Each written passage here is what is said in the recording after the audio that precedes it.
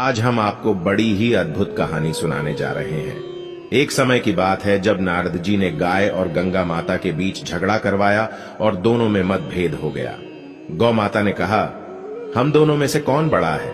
गाय माता कहती है कि मैं बड़ी हूं और गंगा माता कहती है कि मैं बड़ी हूं। धीरे धीरे यह लड़ाई और भी भयंकर रूप में बदल गई और एक दूसरे के ऊपर शब्दों के बाण छोड़ना शुरू कर दिया।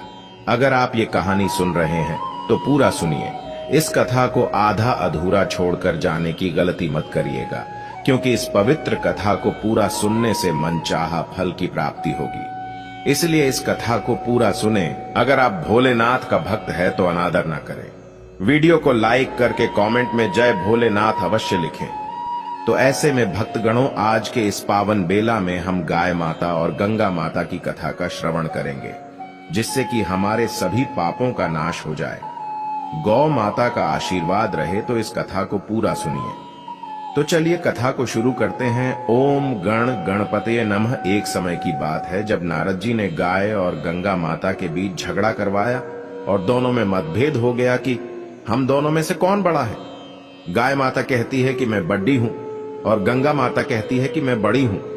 एक बार नारद जी पृथ्वीलोक पर आते हैं और पृथ्वीलोक का भ्रमण करते हैं। इधर उधर देखने के बाद उनकी नजर गाय माता पर पड़ी और गंगा माता पर, जो कि गाय माता गंगा नदी के किनारे घास छड़कर अपना पेट भर रही थी। उसी समय नारद जी के मन में विचार आया कि चलो गंगा और गाय की परीक्षा ली जाए। देखते हैं दोनों में किस कदर मतभेद होता है। दोनों एक दूसरे से लड़ती है, बुराई करती है या फिर नहीं। यह सोचकर नारद जी गंगा जी के पास गए और उनसे कहने लगे हैं, गंगा माता, आप यह नहीं जानते कि आजकल क्या हो रहा है।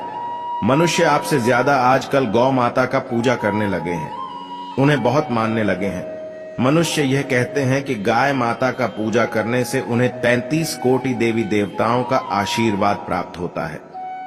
नारद जी की बात सुनकर गंगा माता ने कहा, हे नारद जी, तो इसमें क्या बड़ी बात है? गौ माता में 33 कोटि देवी देवता निवास करते ही हैं। तब नारद जी ने कहा, नहीं नहीं मैया, ऐसी बात नहीं है, आप शायद भूल रही है। गौ माता को अपने आप पर अभिमान हो गया है। उन्हें अपने आप पर घमंड हो गया है कि वो आपसे भी बड़ी है, आपसे भी बड़ी तारिणी है। वो सब मनुष्यों का दुख दूर करती है। यह सुनकर अब गंगा माता को क्रोध आ जाता है। गंगा माता ने कहा, ऐसे कैसे गाय ने मेरे बारे में ऐसा कहा? नारद जी ने कहा, हाँ माता, बिल्कुल सही। गौ माता ने कहा, प्रिय भक्त गणों, अब तो नारद जी वहां से झगड़ कर आकर चले जाते हैं, लेकिन गंगा माता के मन में यह बात बैठा देते हैं कि गौ माता उनके बारे में बुरा ई कर रही थी और अपने आप पर घमंड करके अभिमान जताकर बड़ा बनने की कोशिश कर रही है। मेरे भी असंख्य गुण हैं जो कि मैं तुम्हें बता रही हूं, सुनो और कान खोलकर सुन होगा। ये आगे गंगा माता ने क्या कहा, चलिए सुनते। 12 वर्षों बाद कुंभ का मेला। मेरे द्वारा तुम्हें 12 वर्षों के बाद मेरे किनारे पर कुंभ का मेला लगता है। मेरे द्वार पर असंख्य लोग स्नान करने आते हैं।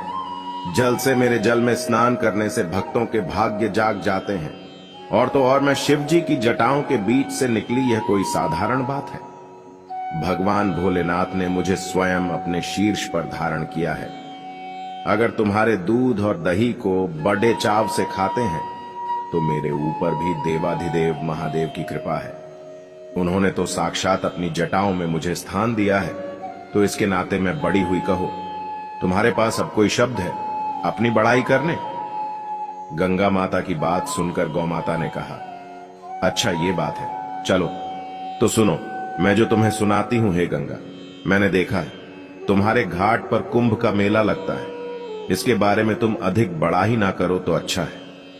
मैंने देखा है तुम लोग जनों के साथ कैसा व्यवहार करती हो। तुम्हारे इस मेले में इतना भगदड़ मचता है कि कितने लोग मारे जाते हैं, कितने घायल हो जाते हैं और तो और कितने लोग खो जाते हैं।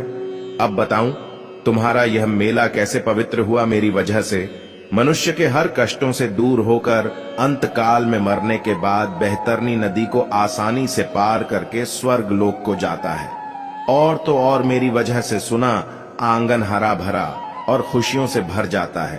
पूरा आंगन हरा भरा हो जाता है। तो हे गंगा, सुना तूने मेरी महत्ता, अब फैसला करो कि कौन बड़ा है, तुम बड़ा है मैं प्रिय। तुम्हारे पास अब कोई शब्द है अपनी बड़ाई करने? गंगा माता की बात सुनकर गौ माता ने कहा, अच्छा ये बात है, चलो तो सुनो, मैं जो तुम्हें सुनाती हूं। हे गंगा, मैंने देखा है तुम्हारे घाट पर कुंभ का मेला लगता है।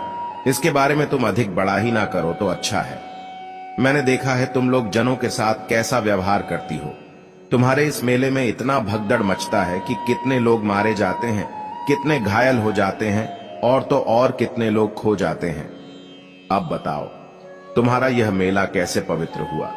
मेरी वजह से मनुष्य के हर कष्टों से दूर होकर अंतकाल में मरने के बाद बेहतर अपनी नदी को आसानी से पार करके स्वर्ग लोक को जाता है। और तो और मेरी वजह से सुना, आंगन हरा भरा और खुशियों से भर जाता है, पूरा आंगन हरा भरा हो जाता है।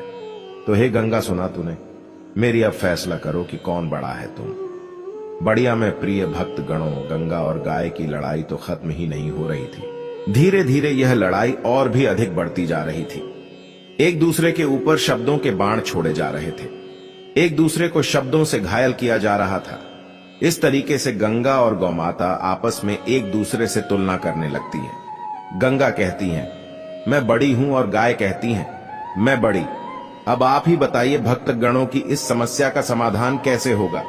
क्योंकि एक कारण है और एक उदाहरण है। जब दोनों लोग कहने लगे कि मैं बड़ी हूं, मैं बड़ी ही, तो व्यक्ति असमंजस में पड़े ही जाएगा। ना तो गाय पीछे हटने वाली, ना तो गंगा एक दूसरे को एक दूसरे से ऊंचा दिखाने की कोशिश होने लगती है। दोनों माताएं आपस में उलझी रहती हैं। गाय गंगा की लड़ाई शब्दों के बाण महादेव के पास भी जाती है। तब महादेव के पास बैठी माता पार्वती ने कहा, हे प्रभु, मैं तो देख रही हूं कि गाय और गंगा एक दूसरे से लड़ रही। ये कहते हुए माता पार्वती ने भगवान शिव से प्रार्थना करने लगती है। तत्पश्चात वहां पर नारद जी आ जाते हैं। तब भगवान शिव जी ने कहा, हे नारद जी, ये लड़ाई कैसी हो रही है? गंगा और गाय एक दूसरे से लड़कियों रही है। तब नारद जी ने कहा, हे प्रभु, मैं आपको क्या कहूं?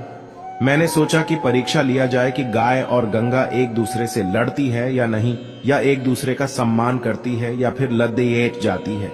लेकिन प्रभु, मुझे ये पता नहीं था कि गाय और गंगा इस तरीके से भयंकर रूप से लड़ पड़ेगी और एक दूसरे के ऊपर शब्दों के बाण छोड़ना शुरू कर देंगे। यह प्रभु, मैंने तो यहाँ परीक्षा ले लिया, अब आप ही इस परीक्षा का समापन कीजिए, मेरी आपसे विनती है। भगवान भोलेनाथ ने कहा, नारद जी, आप हर जगह जाते हैं, लोगों के मन के विचारों को पढ़ाते हैं, उन्हें आपस में लड़ते हैं, लड़ने के बाद उसका हल निकालते हैं। आपकी भी लीला अजब गजब है। नारद जी, ठीक है, आप लोग निश्चित रहिए, मैं गाय और गंगा की इस लड़ाई को खत्म करवाता हूं। ये कहकर भगवान भोलेनाथ माता पार्वती सहित पृथ्वी लोक पर आते हैं। जहां गंगा और गाय आपस में लड़ रही थी, अब वहीं पर नारद जी भी आ जाते हैं। नारद जी ने अपना करताल बजाया। नारायण नारायण करताल की आवाज और नारायण नारायण सुनने के बाद गंगा और गाय माता भगवान शिव को अपने समक्ष देखती है कि हमारे सामने स्वयं देवाधिदेव महादेव प्रकट हुए हैं। यह देखने के बाद दोनों ने भगवान शिव को झुककर प्रणाम किया। फिर महादेव ने उन्हें आशीर्वाद दिया। महादेव ने उन्हें आशीर्वाद देते हुए कहा कि हे गंगा रहेगा, ये आप दोनों माताएं इस प्रकार से लड़ रही है, आपको ये बात शोभा नहीं देती। दोनों लोगों की महिमा एक समान है, आप दोनों में कोई भी छोटा बड़ नहीं है, आप दोनों एक समान हो, आप दोनों का आशीर्वाद भी एक समान ही है। आप दोनों की समानता अगर एक तराजू में तौली जाए तो एक है, कारण हाथ और दूसरे बालक हाथ, और इस धरती लोक पर मनुष्य के कल्याण के लिए अवतरित हुई है। तो इसीलिए आप दोनों आपस में द्वंद्व छोड़ दिए और मनुष्यों के कल्याण के लिए जुड़ जाए। भगवान शिव भोलेनाथ ने आगे कहा कि जिस पोखर और तालाब तथा इसी जलवासी को गौ माता लांघते हुए पार करती है, तो वह गंगा, यमुना, सरस्वती तथा सिंधु आदि नदियों के समान ही पवित्र हो जाती है। गोदुली बेला अर्थात जिस समय चरवाहे गाय को जंगल से चराकर घर वापस लाते हैं, उस समय गाय की खुरों से उत्पन्न हुई धूल अर्थात धूल यदि किसी पर पड़ जाए तो उसके समस्त पाप नष्ट हो जाते हैं। साथ ही साथ दरिद्रता रूपी लक्ष्मी को नष्ट करने वाली भी होती है। तो गौ माता आपकी महिमा भी अपरंपार है। आगे भगवान शिव ने गंगा के बारे में कहा है, गंगा आपको मोक्षदायिनी के रूप में जाना जाता है। ऐसा इसलिए क्योंकि पौराणिक काल से यह मान्यता है कि गंगा में स्नान करने से सभी पापों का नाश हो जाता है, अंततः पुण्य की प्राप्ति होती है। विशेष दिन जैसे अमावस्या या पूर्णिमा के दिन आपके जल में जो कोई भी स्नान करता है तो उसे समस्त देवी देवताओं का आशीर्वाद प्राप्त होता है गंगा, आप सभी सुखों को प्रदान करने वाली है। आपके जल से व्यक्ति पवित्र हो जाता है, उसके सभी पाप, कष्ट, रोग और दुख मिट जाते हैं। इसलिए आप दोनों एक समान हो तो मैं आशा करता हूं कि आप दोनों को मेरी बातें समझ में आ गई होगी। यह कहकर भगवान शिव जी वहां से अंतर्ध्यान हो गए। अब गौमाता और गंगा माता एक दूसरे से क्षमा याचना करती है, खुशी पूर्वक अपने अपने रास्ते लोक कल्याण के लिए निकल पड़ती है और वहां से नारद जी भी नारायण नारायण करते हुए चले जाते हैं।